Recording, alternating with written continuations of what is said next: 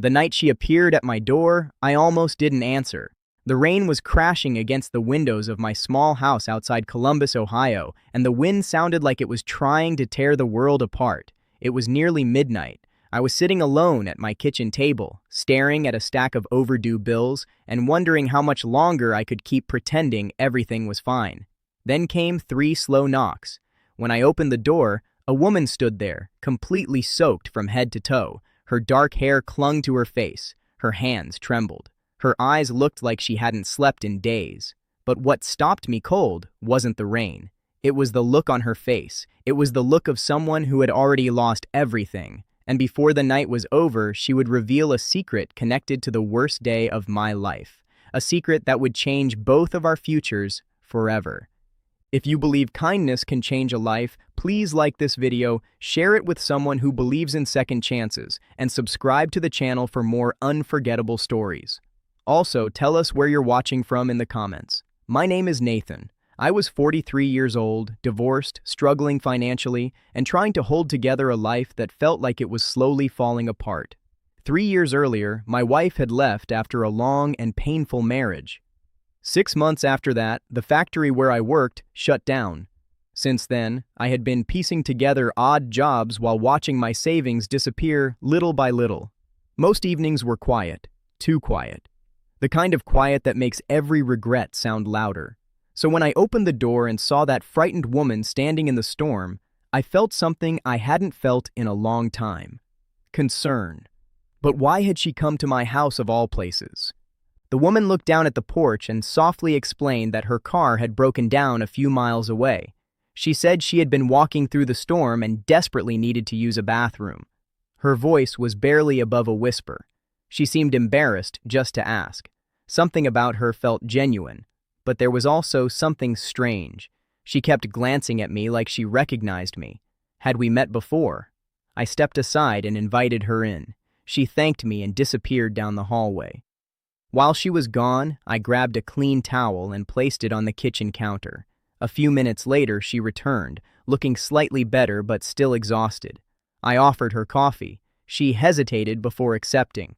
As she wrapped both hands around the warm mug, I noticed tears gathering in her eyes.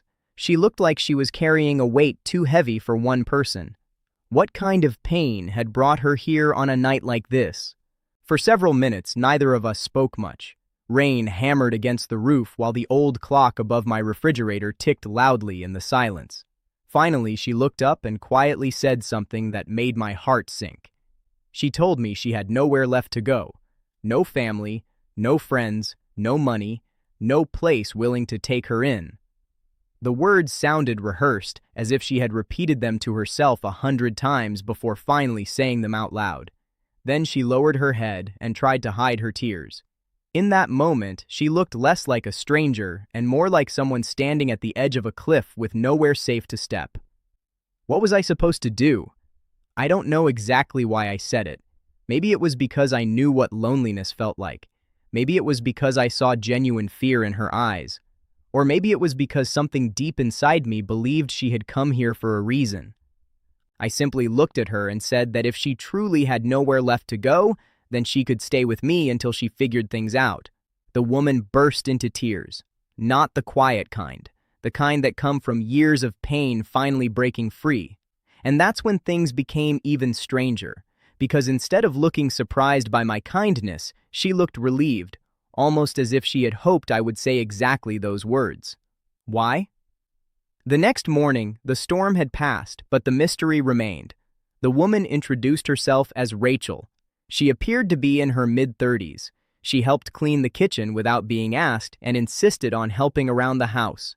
Over the next few days, she remained polite, grateful, and surprisingly quiet. Yet I constantly caught her studying old photographs displayed on my bookshelf. Especially one photograph. A picture of my younger brother, Caleb. Every time she saw it, her expression changed. Why did she seem connected to a man she should never have known? One evening, I finally asked. Rachel froze. The color drained from her face. For a moment, I thought she might leave. Instead, she sat down and stared at the floor. Then she asked a question I never expected. Had I ever wondered what happened to the little girl from the highway accident 15 years ago? My stomach dropped instantly, because I knew exactly which accident she meant. It was the worst day of my life. My brother Caleb had died helping victims after a terrible pileup during a thunderstorm. According to police reports, he had pulled multiple people to safety before being struck by another vehicle. He died a hero. But there had always been one mystery. Witnesses mentioned a young girl Caleb saved before his death. Nobody ever knew what became of her. Why was Rachel asking about that now? Tears filled her eyes. Then she revealed the truth. She was that little girl. The room went silent. For several seconds, I couldn't even breathe. Rachel explained that she had been 9 years old during the accident. Her mother had died instantly. She had survived because Caleb pulled her from the wreckage moments before another vehicle smashed into the area. For years, she had carried only fragments of memory, a face, a voice, a name. As she grew older, she became determined to find the man who saved her life.